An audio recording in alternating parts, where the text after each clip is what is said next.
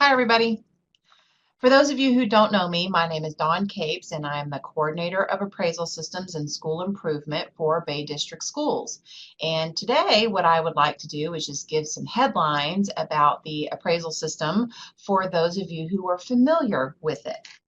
Now, I know that every year you don't just jump up and down, wave your hands and go, oh, evaluate me, evaluate me.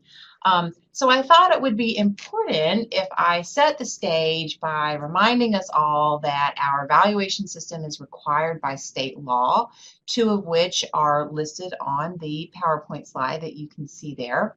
But it's also, even though we don't love to be evaluated, it is a good opportunity for feedback, for us to understand our strengths and areas for growth, and ultimately it's all designed to impact student achievement. So hopefully that information will help us set the stage for the what's about to follow. Okay.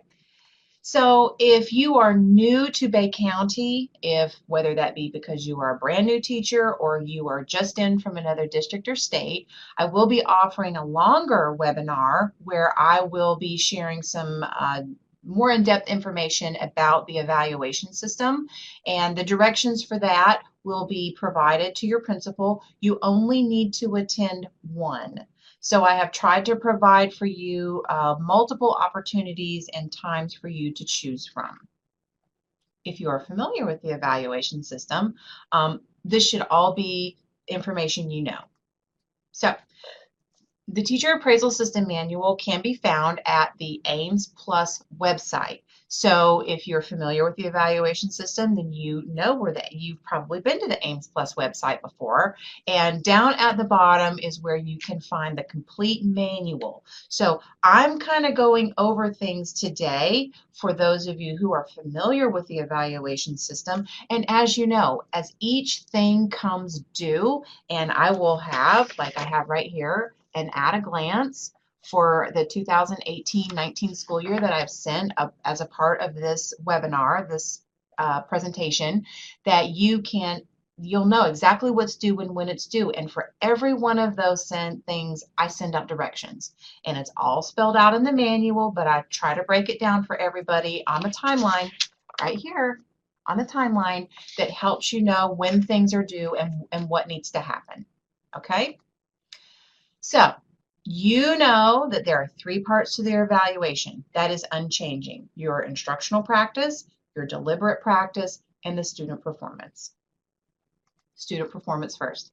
33% of the evaluation. So I wanted to share one little bit of the law. This is from the law stated, and it just says at least 1/3 of a performance evaluation must be based upon data and indicators of student performance as determined by each school district. This portion of the evaluation must include growth or achievement data of the teacher's students over the course of at least 3 years.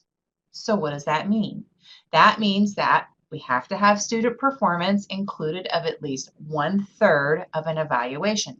And it's up to districts to figure out what that is for the many different kinds of teachers that we have and the students that they teach.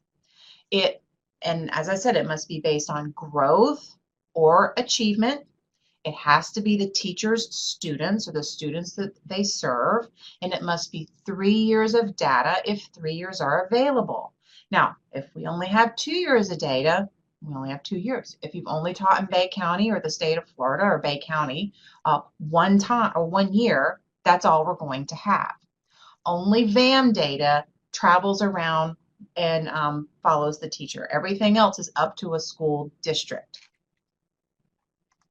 So in the manual, we do have all of the grades, we have all of the measurements, and we have all of the rubrics listed there. So again, if you have been through the evaluation process, you are familiar with this. So I wanted to talk about like one thing in particular on this slide though. So student performance is the slice of pie. That's what it's called. VAM is one kind of student performance measurement. So a VAM comes from ELA and Math FSA or the Algebra 1 assessment.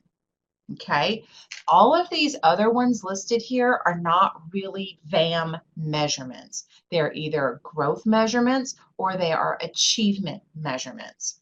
But I'm that person, so I really like to make sure that I clarify for people that when they call or they say about a question about my VAM, well, I want to know, do you really have a VAM or do you have something else?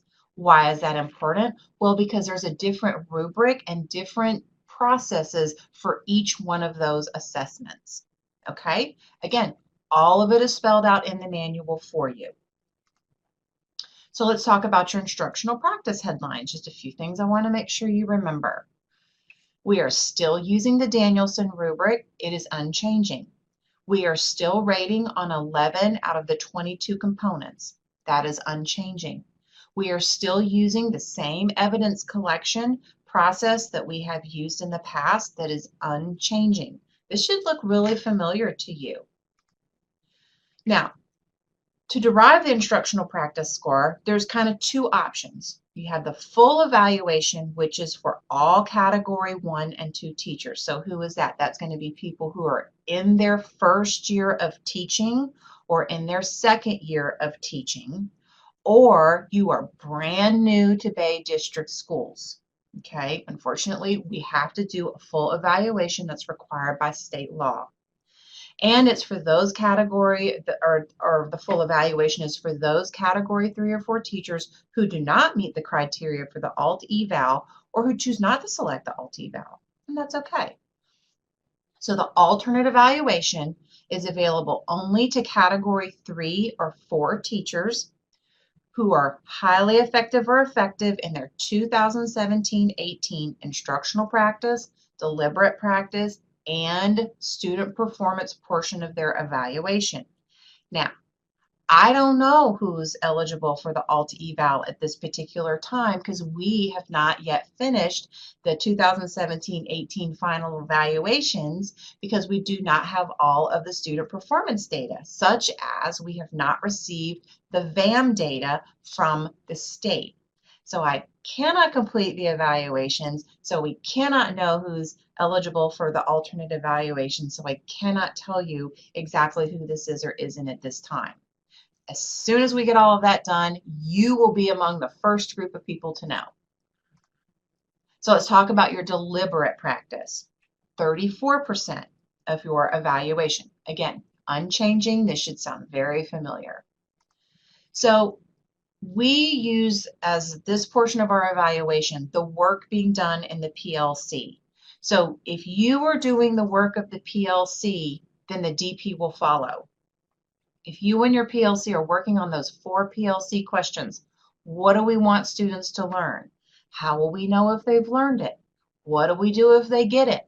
What do we do if they don't? Or you're collaboratively planning and preparing for your quality instruction, assessment, enrichment, and remediation of students, then your DP is going to take care of itself. It's going to be no problem. Now, this summer, we had in June, we had a big PLC retreat led by TNTP. And we talked about how to get the most out of you and your PLC's time to just make it as effective as possible. And we also talked about that if you are doing that work, the DP is no problem. Okay? So I've also sent with this presentation the DP packet, but it's exactly the same. It's just the same thing as it was last year. If you are doing the work of the PLC, this is no problem. So a few other things I just want to make sure that everybody understands. If you are dissatisfied when it comes to the end and you are dissatisfied with your evaluation or your timeline is not yet being met, this timeline that I talked about, if you are taking a look at it and you're like, hey, I'm pretty sure something's supposed to be happening right here, please make sure that you talk to your evaluator. If they have evaluated you and given you a score and you are not happy with it, talk to them. There are different avenues for evidence collection that you and your evaluator can do. It's in the manual. If you go through those processes and perhaps you're still dissatisfied, it happens. then talk to your principal. There are avenues available to your principal that we can take on. You can also talk to your ABCE rep if you're just not sure about how to handle this. You can talk to your HR director, and you can talk to me.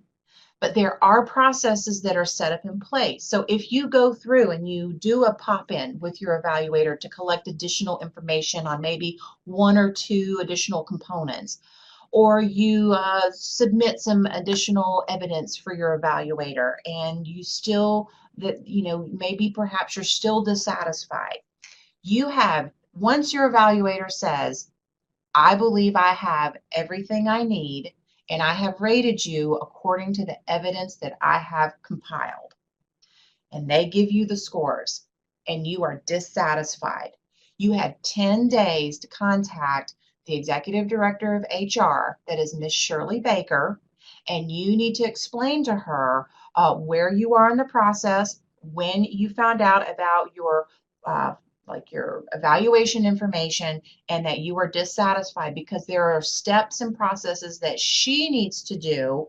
to try to work through this. But if you don't let her know within 10 days, you lose your right to appeal. So I want to make sure you remember that. Almost there, everybody. Okay, so 17-18 evaluations, I said the release is TBA. Don't know. Alternate evaluation selection will follow. I don't know that information yet, so that's easy. I don't know. So your self-assessments actually should be ready to go August 3rd.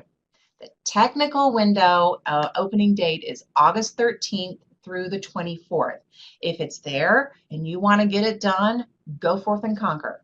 Okay, that is the first step everybody must do, the self-assessment. It is to familiarize yourself with the rubric that you are going to be evaluated on.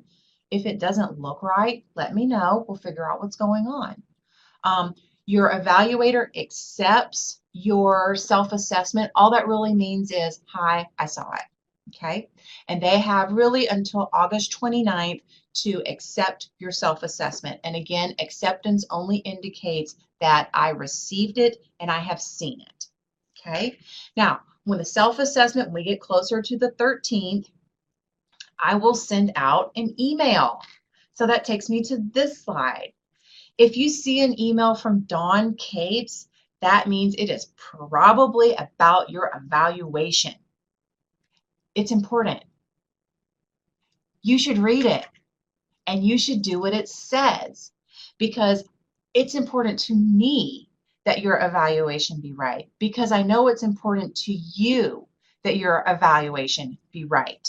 So we are all in this together. I have my role to play, you have your role to play, and your administrator has a role to play as well. And it's going to take all of us to make sure that when we get to the end of the line, the end of this very long finish line, all the way down to here, down to right down there, it's important that when we get to the end of that line, that we all feel that the deadlines have been met and that the process has been completed with as much fairness and fidelity as we can humanly get into it. Okay? One last time, everybody, if you're a new hire or you just want to know more about the evaluation system, please attend one of the Adobe Connect there. It is a webinar. I will be sending Adobe Connect directions to your principal for them to provide to you. But everybody, especially new hires, need to get more information about the evaluation process. So I know that was headlines only, but hopefully it was enough to remind you about your evaluation. I have also provided to your principal an at-a-glance for this 18-19 school year for you. If they haven't been able to give you a copy of that, that's okay. It's on the website, and the Ames Plus website. It's in the manual. And I also am going to send with this presentation the DP information for this year, so you can be taking a look at it. But again, same as last year. So if you have any questions, everybody, you know I am here to help you. My name is Dawn Capes. I want you to have a fantastic day, and even more, I want you to have a phenomenal 2018-2019 school year. Thanks, everybody. See you next time.